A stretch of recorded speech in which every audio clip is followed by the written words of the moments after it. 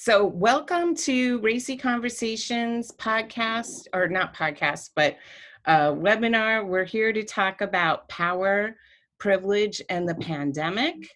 I'm super excited to be joined by one of the brightest voices and boldest voices that I love so much, Madison Butler. And you want to introduce yourself?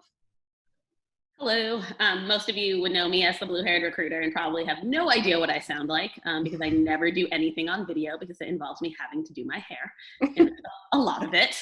I am the VP of People at Sourced Craft Cocktails, and in my free time, I am very extremely committed to humanizing the workplace, and that starts with making sure that there's equity in all aspects of that. Awesome. And I founded Racy Conversations in 2014. The early part of my career was in the immigrants' rights movement, and later I shifted focus to workforce development, to preparing young adults for the corporate workplace. And then in 2014, listening to the kinds of experiences that young adults were having in the corporate workplace made me realize I wanted to shift focus to preparing the workplace for young adults. And that was the genesis of Racy Conversations.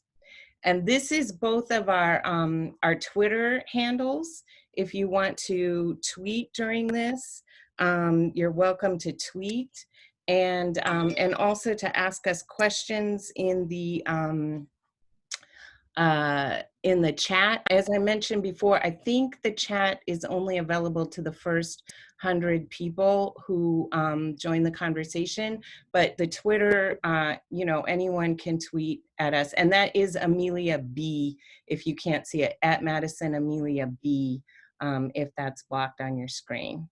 But yeah, let's dive right in, Madison, and you wrote this incredible LinkedIn post. First of all, if you're not following Madison on LinkedIn, you got to do it. Madison Butler. She does these amazing posts every day, so truthful and so inspiring. And yeah, so you want to start by reading that one? Yeah. So I guess this was kind of the post that inspired Karen and I to have a conversation in front of all of you.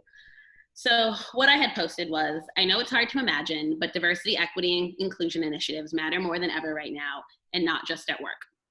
When the dust settles, this crisis disproportionately impacted people. We all didn't get to stay home and binge Netflix and pet our dogs. Not everyone's biggest complaint was not being able to get an Instacart order. Black people are disproportionately impacted because the healthcare system was never created for us. Black people are currently make up 70% of the death toll in Chicago. Black women are 2 times more likely to be furloughed, laid off, or receive a pay cut. People risked their lives to bag groceries. People died for their jobs in hospitals. Medical workers had to choose between their oath and their families. Many had to FaceTime their loved ones just to be able to say goodbye. Many people won't be able to afford the mental health treatment to deal with the emotional aftermath of all of this. As a country, we deserve better, from healthcare to business to our communities. I recently read that we are not stuck at home, we are safe at home, and I'm learning that that is a privilege. I hope we emerge more empathetic than before. I hope as humans we come together to help those impacted, but also to create change. Wow, that is so beautiful. And unfortunately, I am dealing with someone is saying they needed to have a password to join this. Did anyone else experience that? And if so, if you know what the password is and could type it in here, because I just don't really know. But yes, we're hearing already, I'm a Black woman and a recruiter who was the first to be laid off at my company. So many stories like this. The last to be hired, the first to be let go. So it's your Zoom account password, no worries. Okay, no password needed. It's your Zoom account password. The password will be in your Zoom homepage, whoever owns the account. Okay, you did. Password is your Zoom account password, and then you will get in. Okay, I'm going to respond to this person, and then you want to keep the conversation going. Yeah. And so I think, especially in the corporate world, a lot of times people of color, Black people, end up in HR roles. I myself am in an HR role. And guess what happens when a company needs to lean out? They tank their talent team. And there, I think, we end up on the talent team because when people are applying, they're like, oh my God, look, this company, they're diverse. They've got Black people. But how often are the Black faces sitting in HR and on the people team versus sitting on the executive team and the leadership team?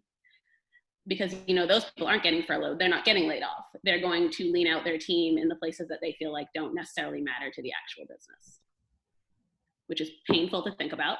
But I mean, how often do you kind of, even if you look at Google, when you look at their numbers and their statistics of, a lot of where their people of color are, a lot of them sit in either people or HR functions. I don't know why this is not. Okay, exactly. I feel like so many companies hire just so that they can put pictures on their website. Oh, look at how diverse we are. Or even they don't even have those pictures. So they go on to sites where they have pictures and put it on their website, pretending that that's what it looks like there, right? They're not, I call this diversity theater, where like they want to present the outward image of being a diverse and inclusive culture because they think that that will make them look good, but they're not at all interested in doing the deeper work of actual equity and inclusion. Oh no. And so I think that's, the thing that I've come to realize is like, they want people of color, but they also want me to literally be the stock photo. They don't want me to come with like personality and things to say. They want me to just be the brown stock photo. Like, you take this picture, look like your computer is super funny, because every person ever in a stock photo thinks whatever they're looking at is hilarious, but they don't want you to have any impact on their actual business. And that's where the problem lies. Like, I get it. If you want to actually do the work and create diversity, equity, inclusion, that's one thing. But to hire people to like look good on your website or look good to your board and your investors, that's a problem, because people aren't numbers or not metrics. Yes, yes. Okay, I'm sorry. I'm going to stop dealing with this tech issue. And I think what is really so amazing about you, Madison, is that even though you've had that experience, instead of like shrinking from it and trying to minimize it, you're using that experience as your platform and broadcasting it to other people. And you're holding up a big mirror to the corporate workplace and saying, look at yourself, look at what you are actually, you're saying one thing, but your actions show a very different thing. And I'm grateful to you for doing that. Aspirational advertising is not misrepresentational as long as your materials authentically represent who you reasonably aspire to be, and you're putting money where your mouth is to expand recruiting efforts and cultivate an inclusive culture. Yes, I mean, I guess that's true, but how many environments are actually doing that? How many workplaces are not just aspiring to be diverse and inclusive, but are actually making those steps? And I think it's going to be very stark coming out of this pandemic, how workplaces respond. And even during the pandemic, everybody is in these online meetings. They can kind of see into each other's homes. They're seeing each other's realities. Some people have lost friends, family members have passed away, or they're currently caregiving to friends and family members who are struggling with coronavirus, or struggling with being laid off, or struggling with being on the front lines, going out to work during this, and their kids are home from school. There's no one there to watch them. And then other people are like, oh, we went to my vacation home in XYZ place, and, they're basically have just resumed their previous lifestyle, but in a social isolation. So the question is, how has coronavirus, the pandemic, made you more aware of your own privilege, and how are you using your privilege to make things more equal? So we'd love to hear from people in the chat about that. Yeah, and so just kind of reversing back to where we talked about companies putting their money where their mouth is, I think the most important thing is almost to reverse the narrative. So often we talk about diversity and then inclusion, but like you can't hire a bunch of Black women and then not know how to treat them because you don't do anyone a good service.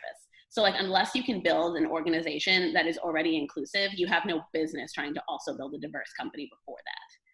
You can't expect me to come in and fit into a space that wasn't made for me. I'm not like a puzzle piece. You need to be ready for me to come in and take up space, not the other way around. And you need to be able to listen to Madison's ideas. You know, all the literature on the quote business case for diversity, which drives me batshit crazy, but that's a topic for another day.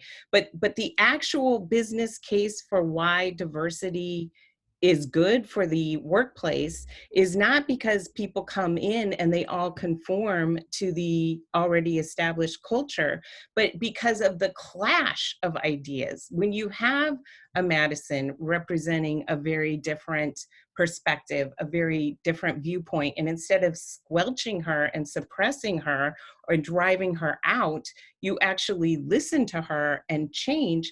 That is when the innovation, that is when the new opportunities emerge, because it's not the groupthink anymore. You're listening to someone's idea, and and that makes everybody have to up their game, because when people are engaged in debate and engaged in conflict, that is where the innovation and the key ideas emerge.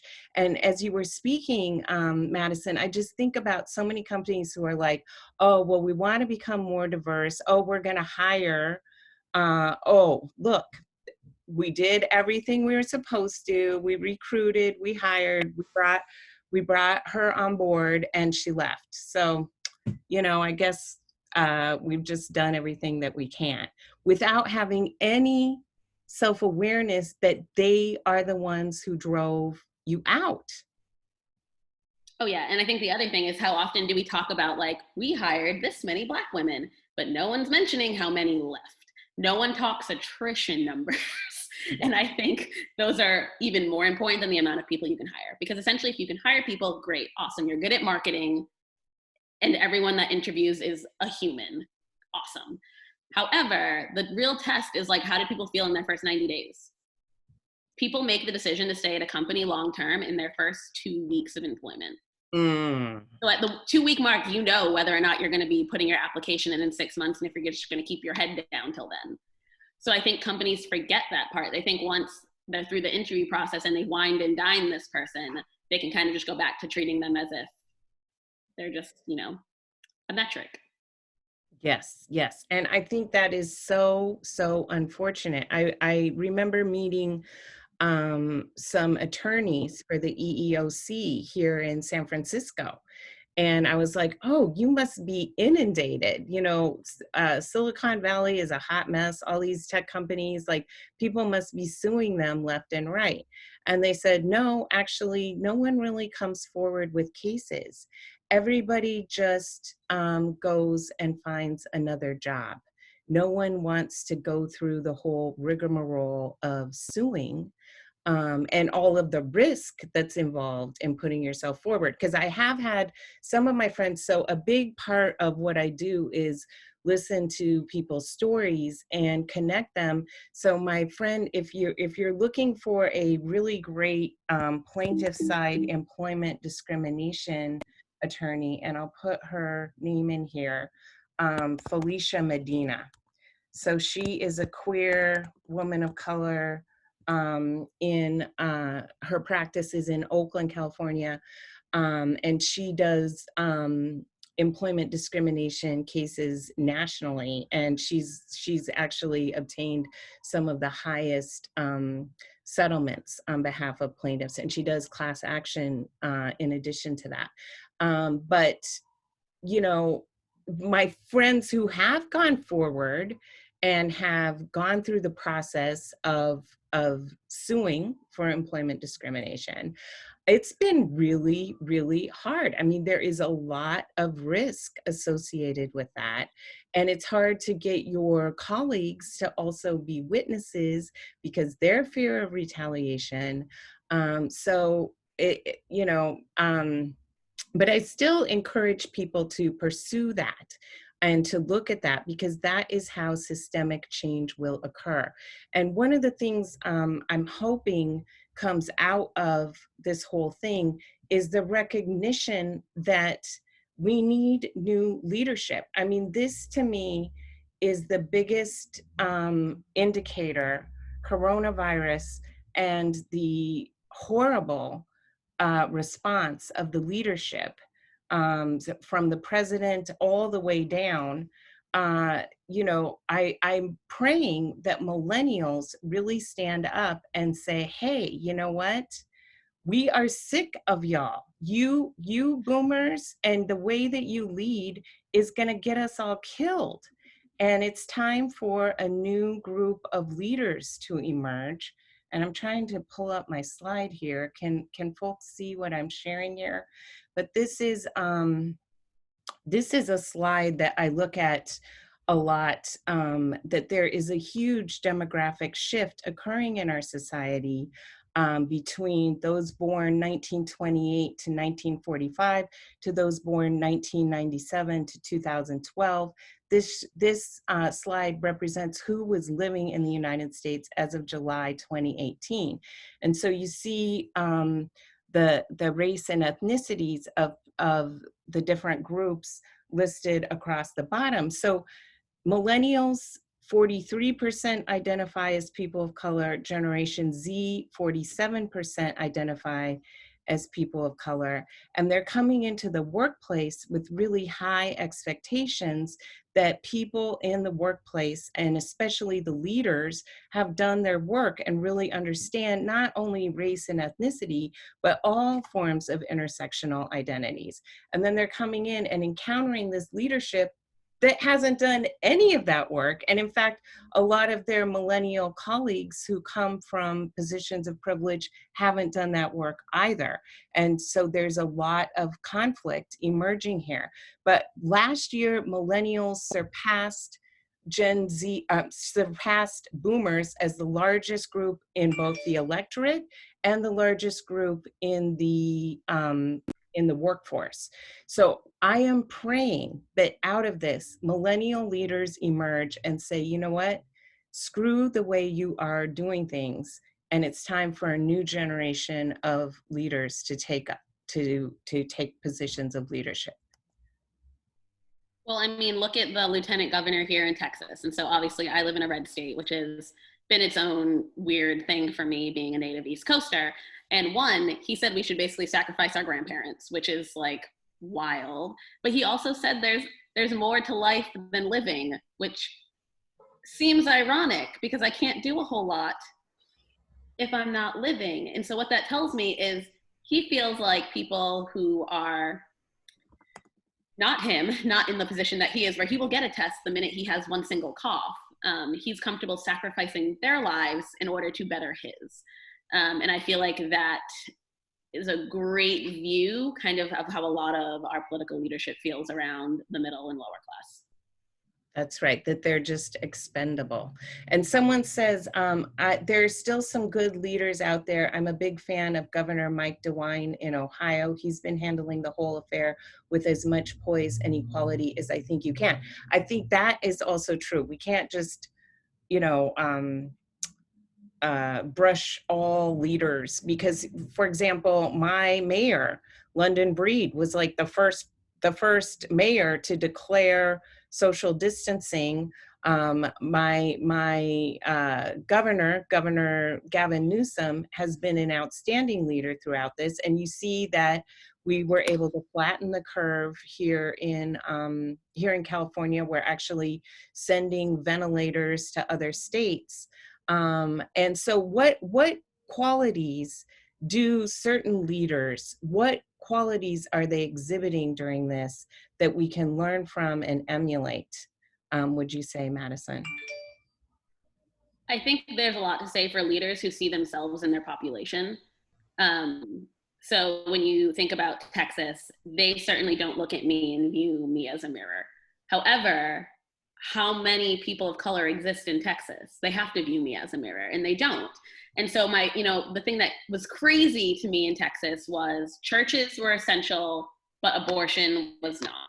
So medical care for me as a woman, not essential, but a business that doesn't pay taxes, and essentially it's just a congregation of people breathing on each other, was essential.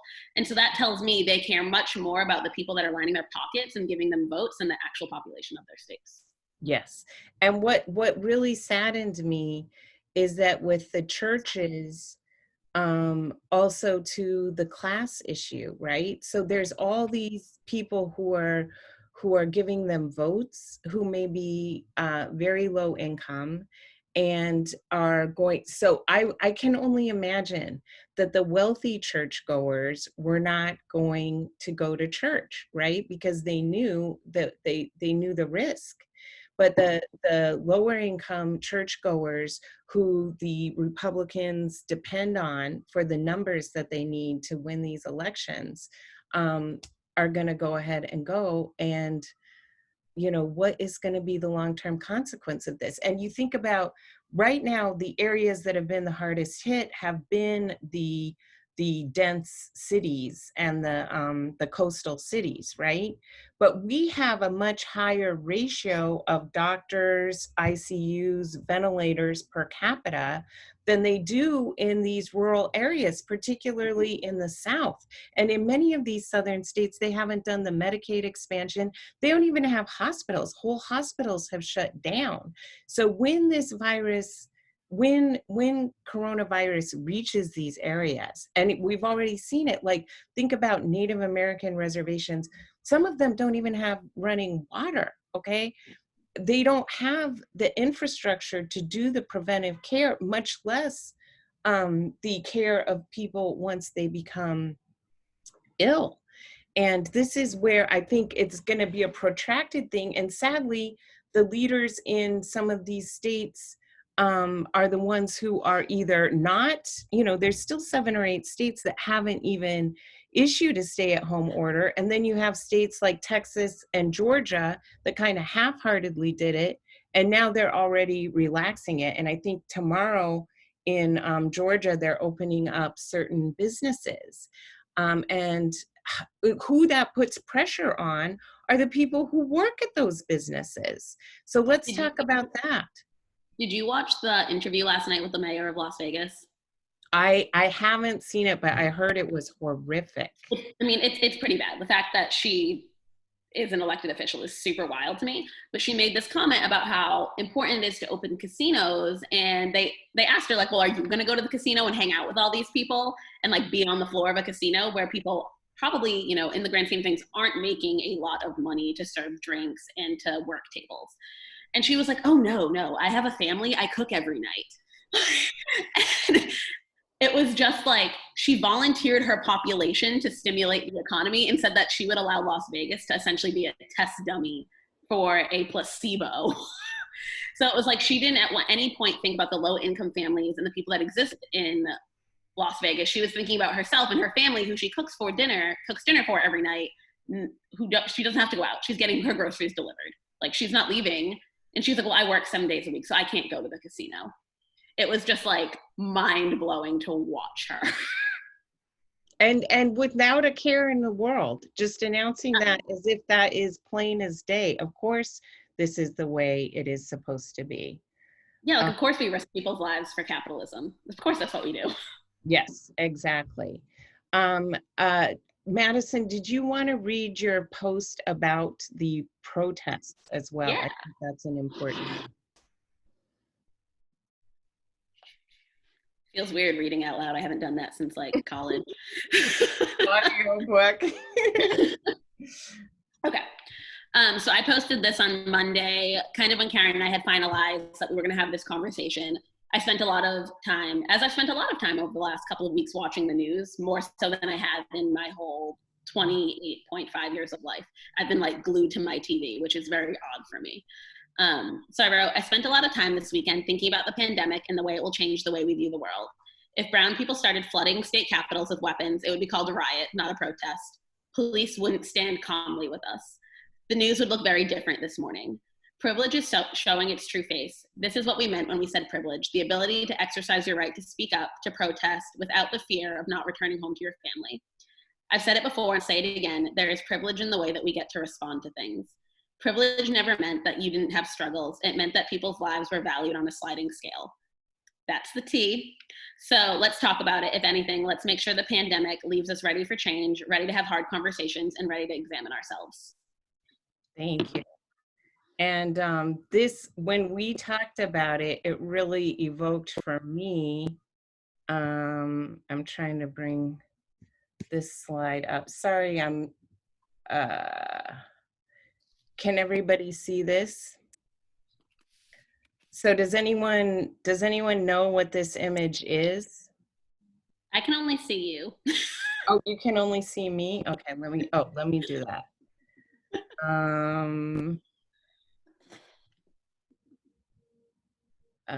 Can you see it now? Yes, it's little, but we see it. Okay, does anyone in the chat want to say what this image is?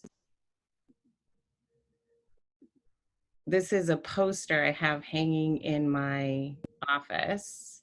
Yes, this is the Black Panther Party, and in particular, what are the Black Panthers doing in this picture? This is the Black Panthers going to Sacramento. So the Black Panthers at one point, when Ronald Reagan was the governor of California, since I'm her mom, Mom. the Black Panthers showed up, and that's so sweet that your mom is the Black Panthers showed up and marched into Sacramento, into the state legislature, carrying their guns. And it's really funny because if you hear Bobby Seale describe this experience, he said that they didn't even realize, like they'd never been there before, and they just showed up with their guns and they wanted to go inside, but they didn't realize that they were actually going into the floor of the legislature.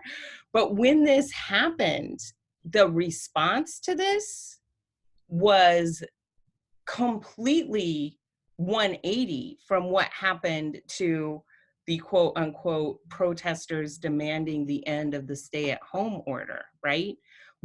This led to Black Panthers being despised as public enemy number one, and the FBI like coming through and Nixon getting elected, the FBI coming and infiltrating COINTELPRO, and then doing all the shootouts at the actual Black Panther offices, and people died as a result of this photo. So there is a totally different response, we already know, if people of color were to protest carrying guns than these white people protesting. And my question was, how many of them, the white people protesting, how many of them are police, are prison guards? Well, so it's like the crazier thing to me, and this is what I said to you yesterday, is so if we kind of rewind a couple years ago to like when Black Lives Matter was a huge thing in the news and they kept getting called rioters and looters versus protesters, and they were protesting for human rights. And so now we've got people who are protesting for haircuts. And so it's protesting for rights versus you're being inconvenienced. I know you want to be oppressed so badly, but you're not. You're inconvenienced. So like if your issue is you want to get a haircut or you want to go golfing, it's just so crazy to me that you just can't sit in your house a little longer. Right? What is the harm in doing that? What is the harm? Because some people want to be oppressed so badly so that they can turn around and say like, look, your life isn't the only one that's hard. I am also a victim. And regardless, like, we're still going to come out of this without equity, because people could sit in their houses and pet their dogs and order Instacart, while some people had to say, I need to go bag groceries for $13 an hour to feed my kids. And they can't protest that. They have to go do that. And so to protest, to need a haircut or whatever, just feels like a slap in the face for people who have to risk their lives every day and they're not healthcare workers. Yes. And then I saw that tweet from Robert Reich that during this, Steve Bezos increased his net worth by $240 billion while refusing to offer sick leave to his employees. So employees were deciding, do I feed my family and risk getting this disease, which here in the Bay Area, we've had an outbreak at an Amazon warehouse, or do I lose my job? Well, and it's like, so Bobby Flay, who's a chef who's worth quite a bit, rather than paying his people, started a GoFundMe for them. Mm. Yes. Well, you know, he's sitting at home.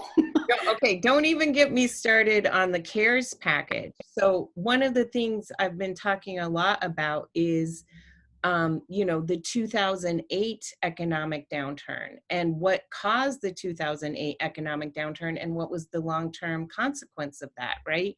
So it was subprime mortgage lending targeted to Black and brown first-time home buyers. So it was systemic racism, banks selling them subprime mortgages. Those families saved up every penny to buy their first home, lost all that money in equity in foreclosure to the same bank that sold them the crappy mortgage in the first place. Then the hedge funders bundled up those mortgages, traded them, made a huge profit, and brought the global economy to a standstill. Again, who were the first people to lose their jobs? Black and brown people coming out of that. And then did anyone go to jail for this? No. Instead, the taxpayers bailed out JP Morgan, bailed out Washington Mutual, bailed out all these banks who survived, and now then the private equity swooped in and bought up all those homes, and now the people are paying rent to Jared Kushner and BlackRock, but all their equity disappeared. So coming out of 2008 economic downturn, median Black net wealth was projected to be zero by 2053. Latinx median net wealth projected to be zero by 2073, and 50% of Americans could not come up with $400 in the case of an emergency. And now we have this CARES package, which is 100% going to corporations and the 1%. And who's going to be paying all this money back? The little people. And the crazier thing is, when you look at some of the businesses that applied for the small business loan, it's like Shake Shack and Ruth Chris, yes, and Taco Cabana. Taco Cabana is closing. So I know that they basically were like, here's a fat bonus before we close our doors because no one wants our tacos in Texas where there's taquerias. It's just like, and then banks prioritize larger loans because they make more money off of it, where if they give a smaller loan, they're maybe going to make $5,700, and that doesn't feel like it's worth it for them. But now $57,000, that might feel worth it. And so big companies that probably didn't need it as badly as the small mom and pop shops that employ 10 or 15 people. And so now they're still struggling and hoping that it gets signed today. Right. So I think it's important that we start to, post-Katrina Treme neighborhood has been bought up aggressively by investors for Airbnb use. The remaining POC are completely losing their political power. So true here in the Bay Area, where like the gentrification is so intense, and Black and brown families are being pushed further and further out, and then they're commuting because they're still working in San Francisco, so they have to commute back into their jobs, and that piece of equity that their family struggled so hard to get is now belongs to some white person like me who moved to San Francisco to work for a tech company. Well, I mean, Austin, I feel like is the same way. So Austin itself is 7% Black, which is terrible. And so most of the people of color don't live in Austin. They live north of Austin or south of Austin, but no one's really hanging out in Austin as someone who's kind of in the home buying process. It's not that great. I had a builder ask me if I was a trick-or-treater and then asked You me were if a I knew how, yeah. I mean, I'm sure, but like, and then he said, "Do you know how much these cost?" And I was like, "Yes, because I have eyes and they work." And he still didn't believe me. He went to my real estate agent and said, "Can she really afford this?" And that wasn't good enough for him either. So he went to my lender despite my letter of approval. So it's like, even if we can buy houses, they don't want us to.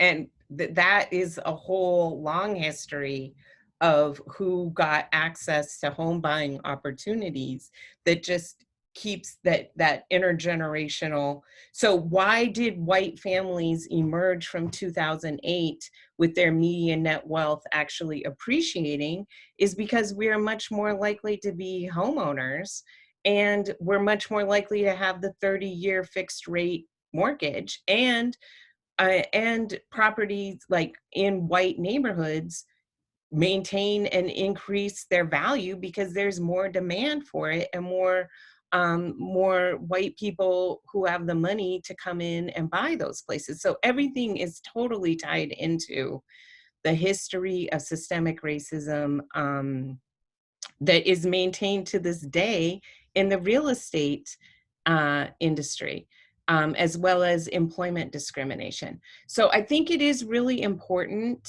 I'm from the Bay Area, but moved to Sacramento because it's cheaper. My job is in SF, and I got laid off this week. I was working remotely in general before COVID. Now I have no idea how to proceed with the state of the economy and my position as a recruiter. My heart goes Ooh, out. reach out.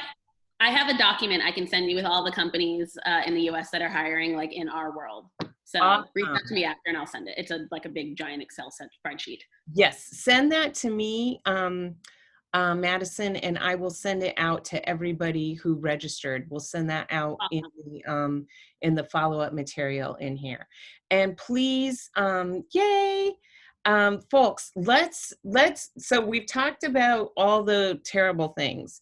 Let's shift focus to what can we do about it. And I think the most important thing is to not despair and to do something small every single day, right? So the number one thing is make sure we're taking care of ourselves, make sure we're drinking enough water, rest, trying to get some exercise in there. Like we have to prioritize really our self-care at this time, because it's so easy to get overwhelmed and to fall into depression. So maybe folks can add in there, oh, Alaya, if you're hiring, please send us your information. We can include that in the follow-up email too.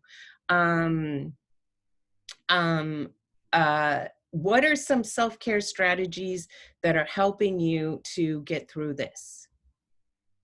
So for me, one, I write, obviously, if you follow me on LinkedIn. But I think reminding myself that this isn't the same scenario if I was just working from home on a regular old Tuesday.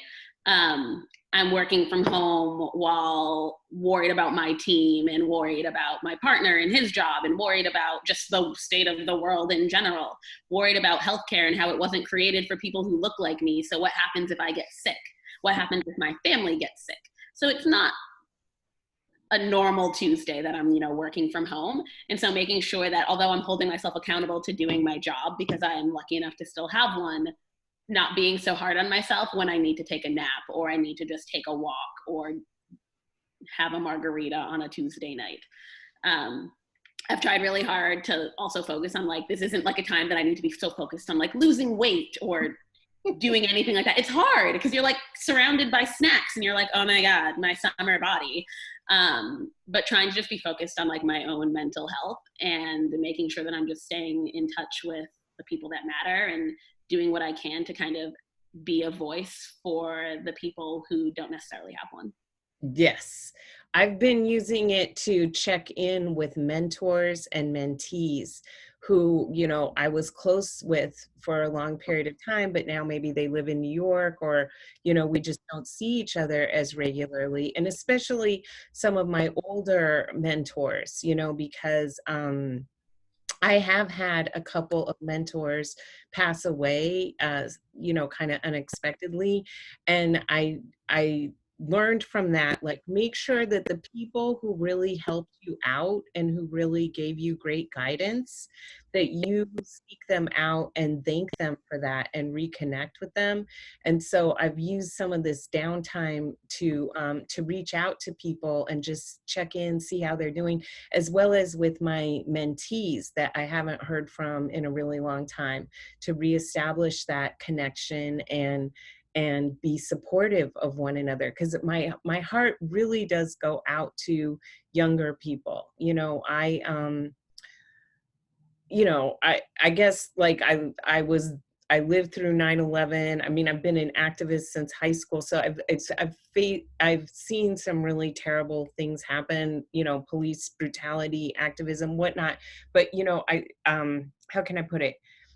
It's not that it's inured me to painful things, but I've developed the muscle to hold space for all the terrible things that can happen and still exist, and um still find joy. And I think that's extremely important. And I know there's a lot of people that it's like extremely difficult to find joy right now, but joy is healthy, joy is important. And there's still beautiful things in the midst of this. For example, the songbirds are back. Like, listening to the birds sing gives me so much joy. And I hope that you can find the beautiful things that are emerging from this slower pace, and from greater space for nature, to give you joy during this.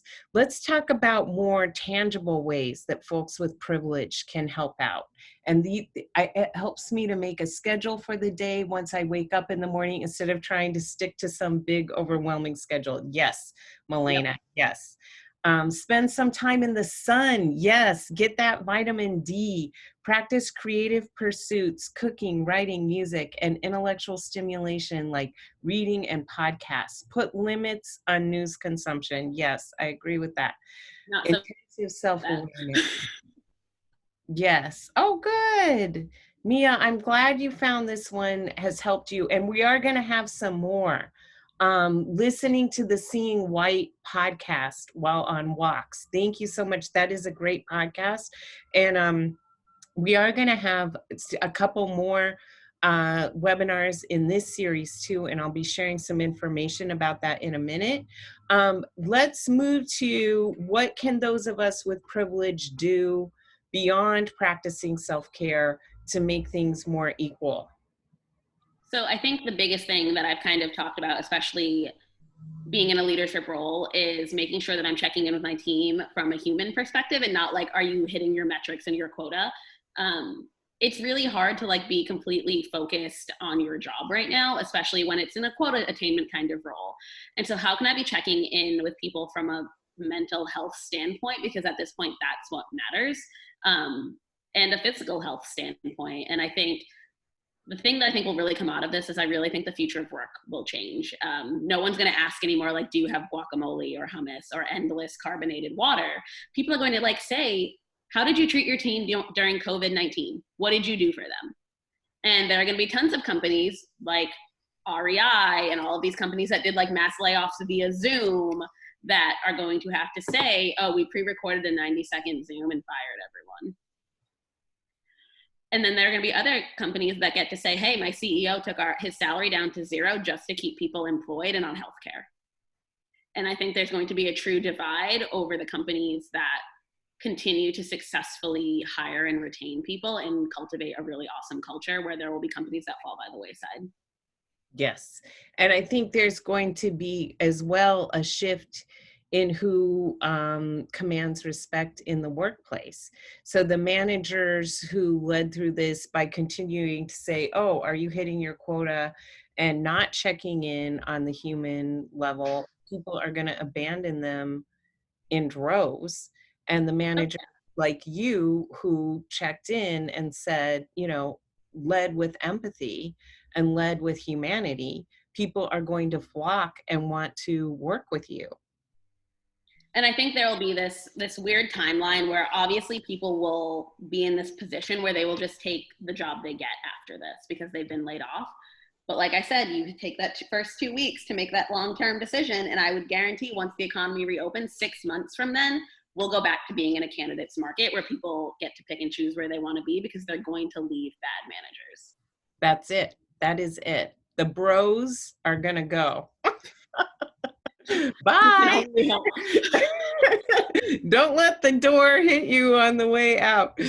What was I going to say? I also, I've been reading, someone tweeted about how after the plague, it led to the Renaissance, right? So I think now that we've faced our mortality and we've had this period of time to really contemplate what our purpose is and get in touch with our creativity, I think people are going to come back to the workplace and be like, do I really want to do this for the rest of my life? Or I've now been laid off.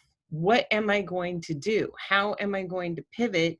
Do I want to go back to fulfilling someone else's expectations, or do I want to become an entrepreneur? And we already saw the fastest growing entrepreneurial group in America, Black women, because they're like, screw this. I'm not going to put up with all the racism and bullshit in the workplace. I want to lead. I have fantastic skills.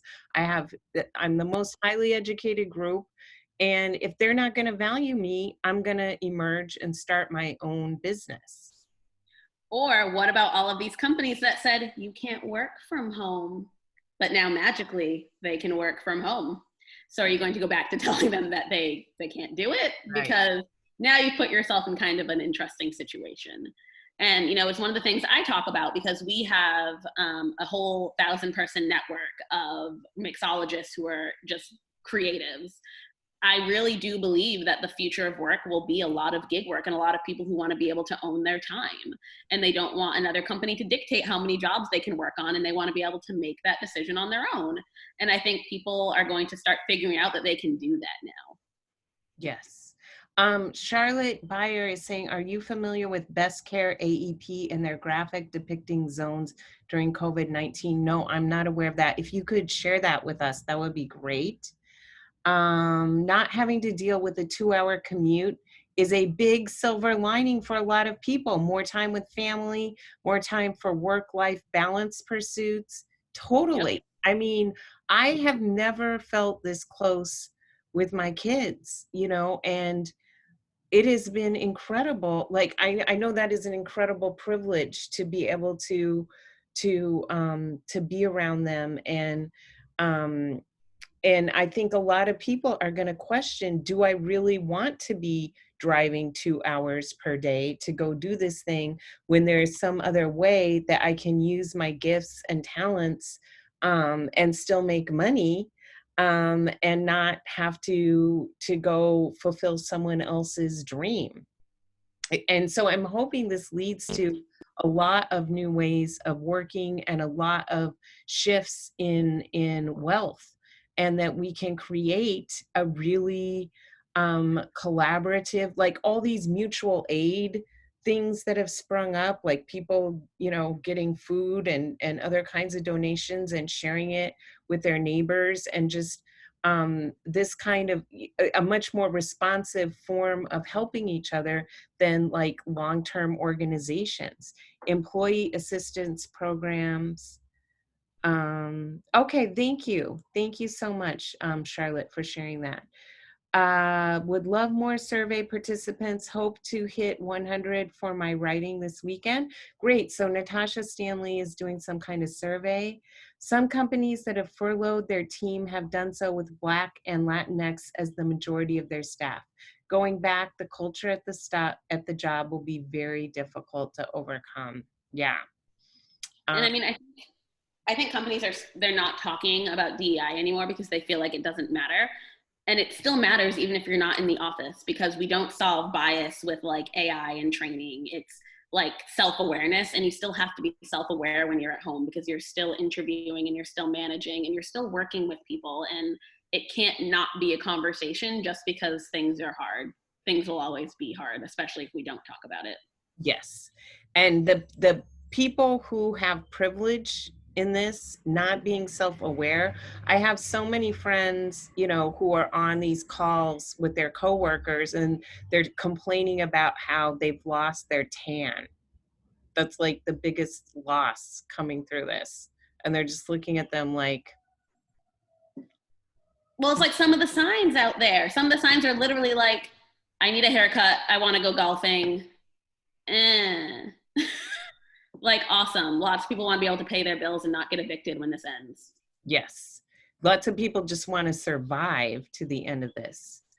It shouldn't fall disproportionately on marginalized groups, right? The self-awareness, you know, it is not the job of the oppressed to educate the oppressors on how not to oppress them. The self-awareness has to emerge from the privileged people. Oh yeah, maybe I did experience this a little bit differently. Maybe I do need to humble myself. Maybe I do need to be empathetic, and maybe I do need to listen. I'm excited for the pivot and looking for Black women who want to build their own and take back their time. Connect with me, Kelly Clark S. Oh, Kelly Clark, hi, great to have you on here. Okay, we have just a few more minutes. Does anyone have any, I had to call a few people out for being annoyed about their vacation plans for the summer being canceled, right? Oh, world's tiniest violin on that one. Or their spring break plans canceled. Well, we all know a bunch of Texans still went. And I think there's a thing where you can still be disappointed. Like, it's human nature. Like, there are concert tickets that I'm not going to get to go to, and I'm still disappointed because I was excited. However, at no point do I feel like I am oppressed because I can't go. I'm not going to stand out on my lawn with a sign demanding that they have this concert. And I think it's human nature. You're allowed to be sad, Oh, but you can't decide that your sadness is more important than someone's reality for a lived experience. yes. I mean, I had friends whose weddings were canceled. I had friends who, you know, their graduation, things like, I understand feeling sad. And I told them, don't feel bougie about feeling sad about that. Like, grieve that loss. That was something you were looking forward to for a very long time. And it's Mm-hmm. okay to grieve that loss, right? But yeah, they're not like marching around with a gun demanding that their wedding be held. That's like a totally different thing. Okay, so I wanted to share with you that we're going to continue this series. Next week, my dear friend, mentor, Sweetwater Nanak, who's the founder of Idle No More Washington, and one of the most incredible, she comes from a long legacy of healers. She's a native Alaskan woman, very active activist, and she teaches amazing workshops. If you ever have the opportunity to learn from her, you must go her workshop on decolonizing our activism. But she's going to be on next week. We're going to be talking about reclaiming our health care. And then on May 7th, my really good friend Shane Lloyd, who is just an incredibly smart trainer and thinker, we're going to be talking about white supremacy, class, and COVID. So please, we'll send out the links in the follow-up email. I'll give you the registration links for those. And we welcome also your feedback on today. We hope that this was valuable to you all. And we hope that that we've learned something of value. We welcome your feedback on what you liked about it, what we could do differently. I'll send you the info about how to follow us both. This was recorded, so I'm going to upload it to the YouTube or something so that we can send it out. And yeah, thank you so much, everybody, for joining us. Madison, blue-haired recruiter, huge hugs to you, and to everybody and to everybody who made time for this. I'm really grateful to be able to connect with you and have this racy conversation. You know, I love a good racy conversation. Okay, Bye, bye. y'all.